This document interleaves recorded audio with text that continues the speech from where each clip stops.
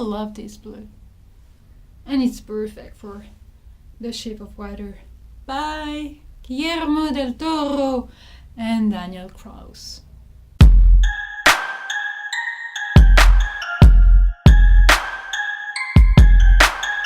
Hello, what's up? I hope everything is good. So today I'm gonna talk about The Shape of Water by Guillermo del Toro and Daniel Kraus. So first thing first, I gave it 4 stars out of 5 on GoodReads. I will say this is a romance, fantasy, historical fiction kind of books. I'm gonna start with the summary, so the plot. So this is a story of Elisa Esposito, who is an orphan and she's also mute. She works as a janitor at, let me check, Baltimore's Ocean Aerospace Research Center. She works with Zelda, one of her best friends. So the story takes place in 1962, and one day while the two girls were cleaning, Elisa saw something she shouldn't have. She never was supposed to see that thing, that amphibious thing, that creature, that sea god, water god, whatever, the army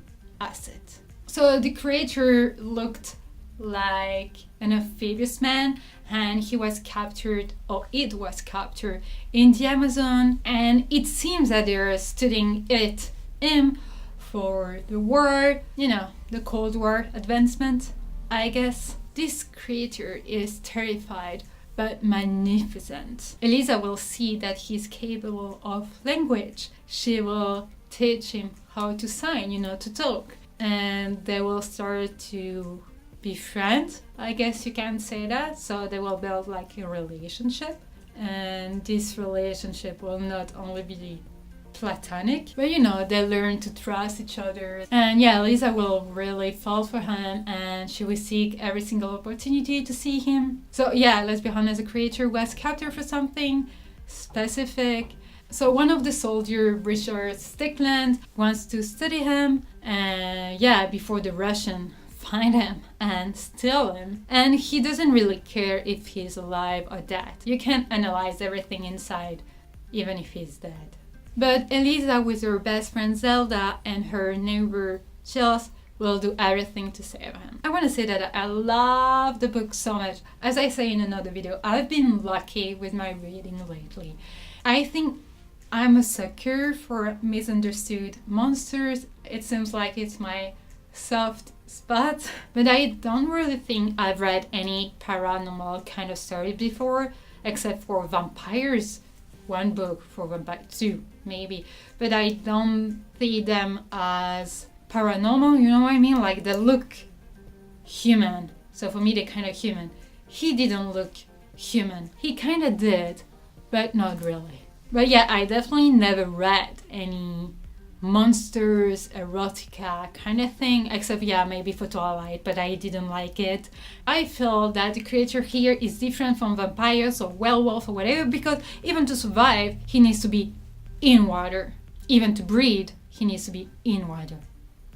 And even I read on different reviews that usually the paranormal erotica kind of books are gore, like extreme, but here I found that the love story and even the sex scene were more implied than described. There is not much description, and I really like that though. The fact that not everything was super described made the story super delicate and soft and really like cute and lovely, and it was so emotional. It made me feel that there is not much of a difference between human and this creature. Like they were communicated, they were talking by sign, and it just made me feel like the difference didn't really matter, and it was so emotional. And what added to the emotion is that the creature didn't really have a name in the story.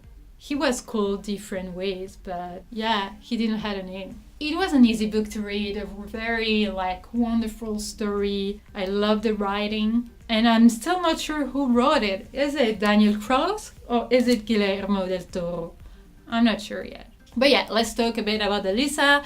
So she's an orphan, that's why her last name is Esposito. It's just a random name because she was found in a river. She has mysterious scars on her throat, but it seems like it comes from a surgery, but she doesn't remember the surgery or even why she had surgery, and that's probably why, or maybe why, she's mute. And you can really see that Elisa is very lonely, and it's not because she cannot talk. She's so lonely all the time. She doesn't share anything even to her best friend Zelda or Gilles.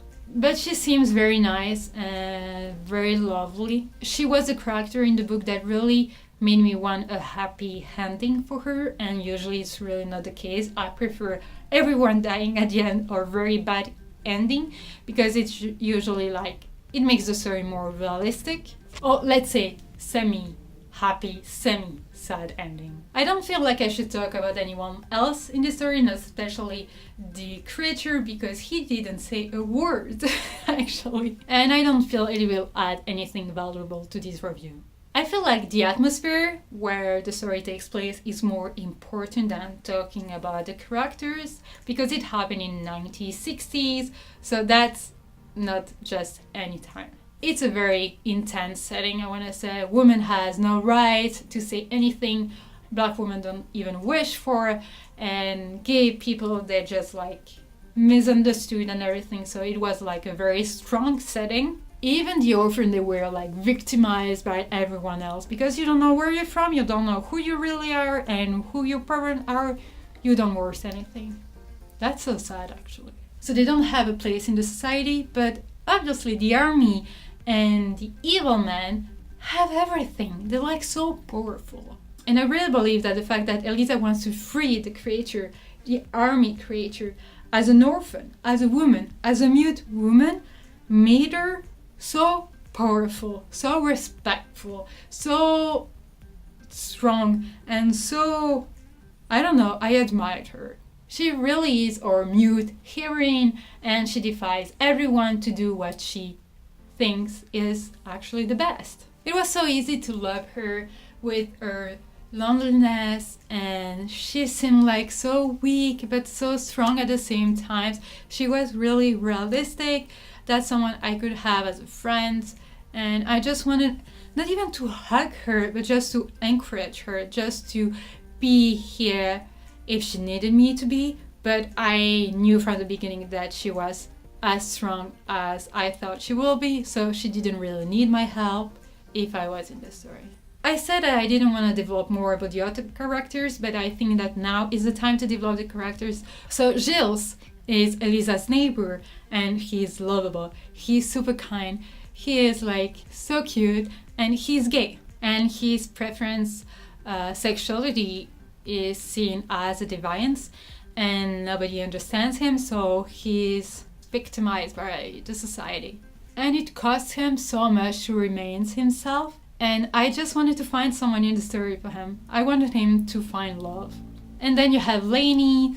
She's the perfect example of woman from the past. She had a marriage because she needed to have children, and she needed to find a husband. She needed to take care of children and to clean the house, to make dinner, and that's pretty much it. No responsibility except for the children and the food. That's super sad saying that, but yeah, she was a perfect example of that. So she is the soldier, Richard's wife. So when he disappeared to track the creature in the Amazon, she was alone for almost 18 months.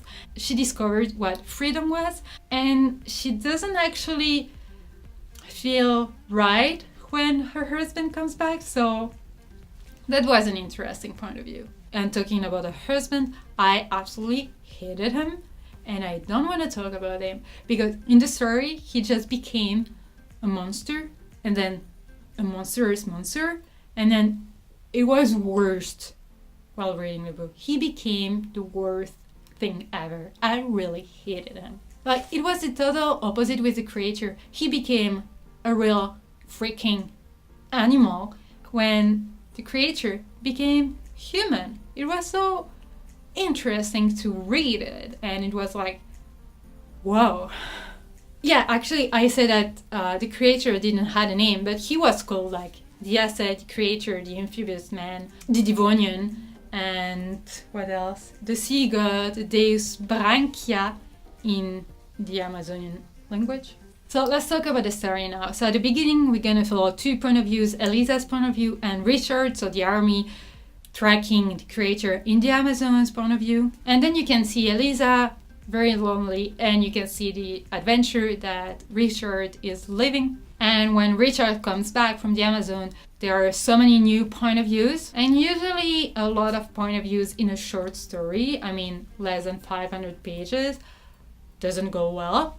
But in this case, it was okay. I understood why so many point of views, and I love the characters anyway. It really actually helped me seeing things and understand the world building and all the details and everything. So I really enjoyed it in this case, because usually it's not the case. It doesn't work well for me usually. So all the point of views together with the writing and with the plot and with all the details, it made me think that the story was more like a poem than anything else. And yeah, you'll see that weeks after weeks, Elisa and the Deus Branchia, the creature, become friends, and that they're becoming like a strong team, a strong partnership or anything. And I really love that. It made them so weak and so strong at the same time. They were bound to each other in such a lovely way. I really wanted to read more of it. That's probably why I gave it a 4 stars, because I needed more. I didn't find it complete in here. I really wanted to discover how they really learned to trust each other, how he learned the sign language, how they bond, you know, how they became friends and everything. I really wanted to see more of it. You know, how they put all the difference apart and just see them as 2 beings. But yeah, I'm just gonna read you 2 quotes that I really loved. So this is Elisa. She reaches out to him, to herself. There is no difference. She holds him, he holds her. They hold each other. And all is dark, all is light, all is ugliness, all is beauty, all is pain, all is grief, all is never, all is forever. And so the second quote is, the most intelligent of creatures often make the fewest sounds. And yeah, it was absolutely perfect, and the creature was so smart that this quote was just perfect for him. And even for Elisa, actually. I don't think I should describe the creature, because I found him like lovely and super kind and curious and everything. But as he doesn't say anything in the book, I feel like we will all understand and see him differently. You know what I mean? Like, I won't see what you will probably see. It's like a more personal understanding, I guess. What I'm sure about though is that I love the story so much. I read it like my life was depending on it and how fast I would read it. I loved the book so much that I really had a hard time to write down my thoughts about it. And I still don't know how I feel about it. I mean, after everything I just said, I loved the story so much. I was like, it was a poem for me, and all the messages in there, they were just amazing, and the writing and the plot and the characters and everything. I just found the story so delicate and so personal. I really don't know how to describe all my thoughts about it. I just know that now that I read the book, I will probably watch the movie just to see if it's as good as the book. I just feel like it's a masterpiece. It's a lovable masterpiece, and the world building is just like amazing, and the setting so strong, and the characters, and the fact that a mute orphan changed the world in her own way, and that she actually has a voice without having any voice. You know what I mean? Like, I just fell for it. And the misunderstood monster, I just loved it. It's not because I love this one that I'm gonna start to read all the paranormal erotica kind of thing. I probably won't. But this one was like on my TBR for a while, and I had to read it, and I really have no regrets. So that's it for the review. I really enjoyed the book, and I hope you will enjoy it too. Let me know your thought about it if you already read it. I'm very curious to see what word you use to describe this book. If you read it, just summarize it in 3 words. I won't be able to do it, but yeah, thank you for watching, wolves. See you soon. Take care. Bye.